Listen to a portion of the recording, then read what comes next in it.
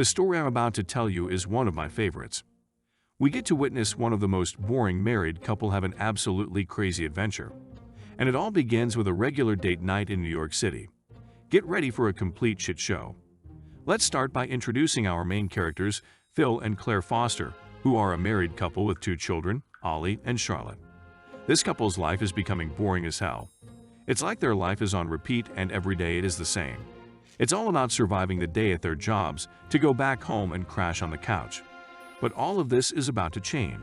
So sit back and relax and listen to an awesome story that changes this couple's life forever. It all starts with a normal day, and surprise, surprise, they are in a book club. After discussing the book a bit, Phil's friend Brad comes and saves the day.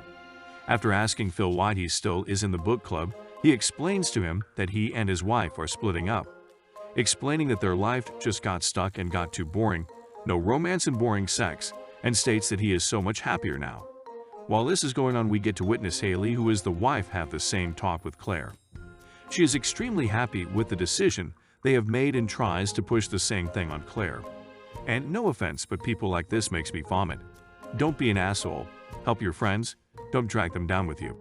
Anyway, after the evening is done and Phil and Claire are on their way back home, they both have the same thoughts. They both are afraid that they will end up like their friends. But Claire is having none of this. When it's time for their regular date night, she dresses up like a boss. In fact, she is so gorgeous that Phil changes their plans from a simple movie night to a night in the city. Now, I like Phil that he is not the brightest. He is telling his wife that he will take her to the new top-tier restaurant Claw.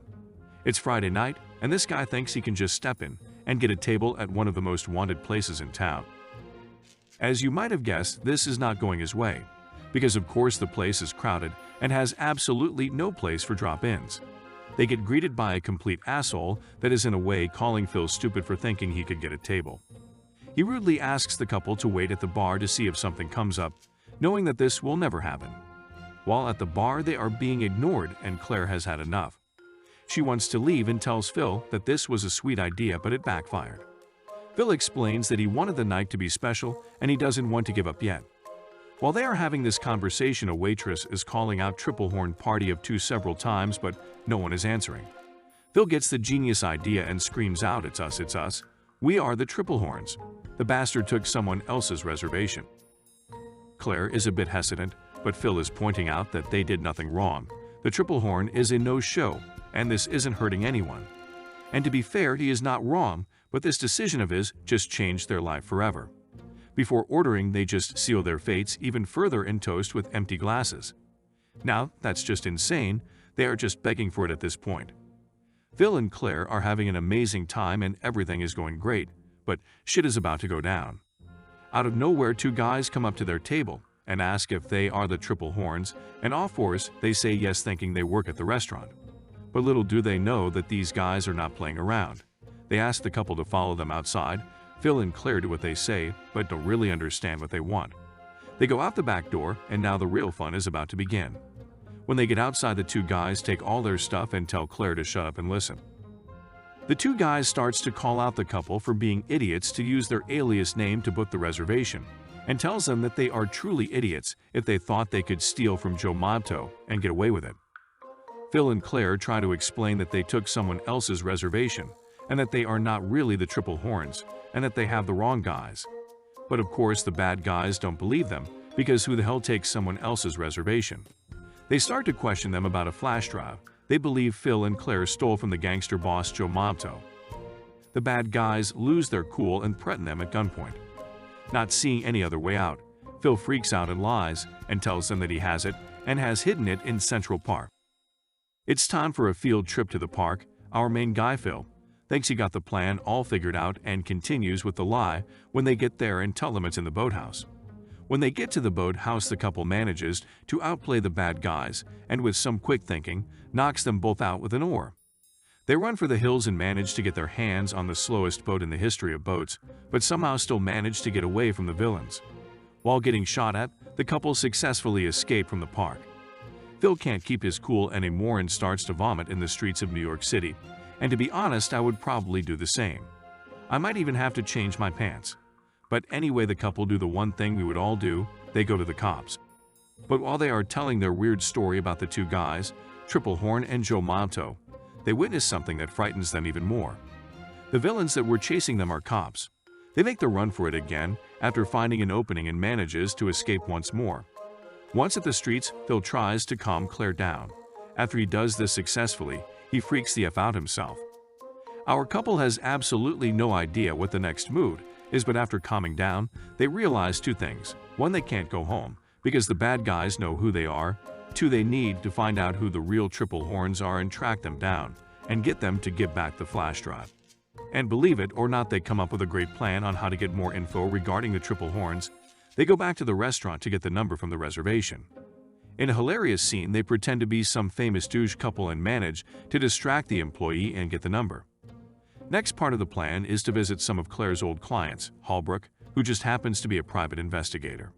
They break into a real estate office to get the info of his whereabouts. And in a really funny and stressful scene, they complete their mission. While this is going on, we witness a scene where the cop who talked with Claire and Phil at the station is meeting up with the main gangster of the story, Joe Mieto. Asking him why he is bothering the couple, of course, he denies having any part of this and tells the cops to kindly F off. When they leave, he immediately picks up his phone to figure out what's going on. Back to the Fosters. They have found their way to Holbrook's house. Holbrook remembers Claire after she used the door phone and buzzes them in. Phil is amazed how she still remembers the guy when she has so many clients, but he is about to find out why. Holbrook is insanely hot and ripped. Holbrook decides to help them after they share their crazy story with him.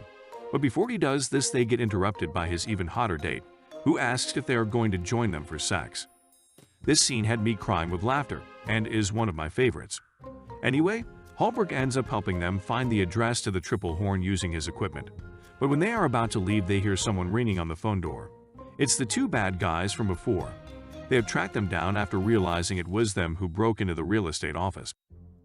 Phil and Claire escape through the garage, and Phil has a great idea once more. He steals Holbrook's car and drives off. When they get to the destination, it's time to break in.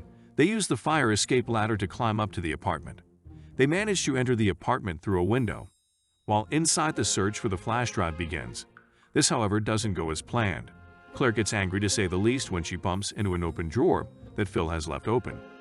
She starts a tantrum about how he always does this. She ends the tantrum by slamming the drawer. This is causing a lot of stuff falling to the floor with a bang and wakes up the Triple Horns, who start yelling and asking who's there. They don't ask very nicely, though. The guy hits Phil in the head, and the girl starts to wrestle with Claire. But fear not, Phil once more has a plan. He whips out a gun he stole at Holbrook's house. In a very long and random scene, we get to witness one of the weirdest conversations I've ever heard, talking about everything from stealing reservations to buying the wrong nipple clamps.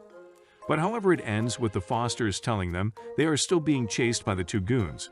When the Triple Horns hear this, they freak the F out, start packing, and give Fosters the flash drive and take off. While this is going on, the real cops knock on Holbrook's door and want to ask some questions. However, he says he has already given his statement to the other cops. The cop then starts to realize what's going on. Back to the Fosters. After walking out from the Triple Horns apartment, they are being greeted by the two goons and some gunshots. Phil returns the favor but fails hard. He manages, however, to distract them and drive off. But shortly after, he fails again and crashes into a taxi. This is the start of the most random but awesome car chases in the history of movies. The taxi somehow gets stuck on their car, and Phil has no other choice but to take him with them. While they are getting chased, Phil checks what is in the flash drive and gets shocked after finding out what's in it. It's pictures of the DA Frank Crenshaw with hookers. The chase ends with some crazy maneuvers and some dangerous stunts, and believe it or not, they actually manage to get away one more time. Even though Phil is forced to crash the car in the ocean, he manages to escape unharmed. After the chase, the two goons are getting questioned by the real cops, who now have put two and two together and realize these two are full of shit. She tells them their service is not needed anymore and sends them home. We switch back to our lovely couple, who is a bit shaken up to say the least. They are discussing what was on the flash drive and start to get a picture of what's going on. They understand that Triple Horn stole the flash drive from Malto, but they were blackmailing the DA Crenshaw. They also understand that they can't handle this alone. They go back to sexy Holbrook with a plan, who is not very happy when he sees what Phil is wearing and even more pissed off when he learns about his car. But Phil actually manages to talk his way into Holbrook's heart, and he decides to let them in once more and listen to their plan.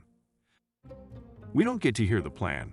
We only know that the couple is on their way to the place the Triple Horns got the flash drive. It's a strip club named Hippo. They get past the guard by convincing him that Claire is a new girl and Phil is her pimp. They play this act in the club as well. Claire puts on an outfit to get into VIP room where the DA Crenshaw is hanging out. Crenshaw is very picky, but Claire's outfit is enough to get her to be accepted, and believe it or not, he wants Phil as well.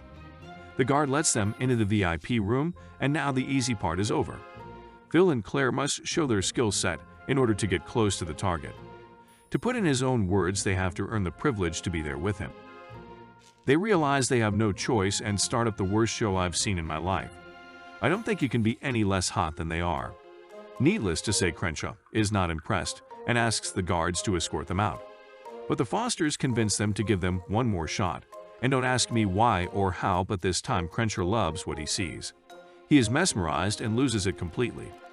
He is overwhelmed by their robot sex dance, or whatever you want to call it, and calls them forward. But get instantly disappointed when he understands why they are there. They tell him about the flash drive and introduce themselves as the Triple Horns. This was not the smartest move because in less than a second, they have guns pointed at them from every direction. And hey, what do you know, it's the same goons as before. They get escorted to the roof to talk more in private. When they reach the roof, Crenshaw immediately starts to threaten them and tell them all the nasty things he will do to them if they don't give him the flash drive. Phil remains calm, however, and explains that if they do not reach out to Holbrook every hour, he will release the information that is on the flash drive. Out of nowhere, the roof door flies open and out comes Joe Momto. Untouched by this, Phil speaks in calm tone that Joe was expected, and he has understood that Crenshaw has absolutely no idea that it's pictures of him that are on the flash drive. Phil plays it really smart and plays them against each other. This works really well, and they both start to freak out and are now shifting the focus away from the Fosters and focus on each other. Now, the real heat begins. Joe Momto takes out his gun, and all others follow him. It's now a death stare, and all are pointing guns on each other. Phil, however, is still calm and asks his wife to count to 3. And so she does the same technique you use on kids, screaming at the top of her lungs with a firm and decisive tone. This works extremely well, and by the time she is about to say 3, a helicopter shows up together with the police force. Phil has outdone himself with this master plan, and they somehow have survived this nightmare, and it's finally over. The icing of the cake is that Phil recorded all of it and gives it to the police for evidence. What a god. The movie ends with the bad guys getting arrested, and our couple is finally going home. The funny thing is that this crazy night brought them closer together again, and before the movie ends, they get so excited that they start to get it on outside of their house. The fire is back, people.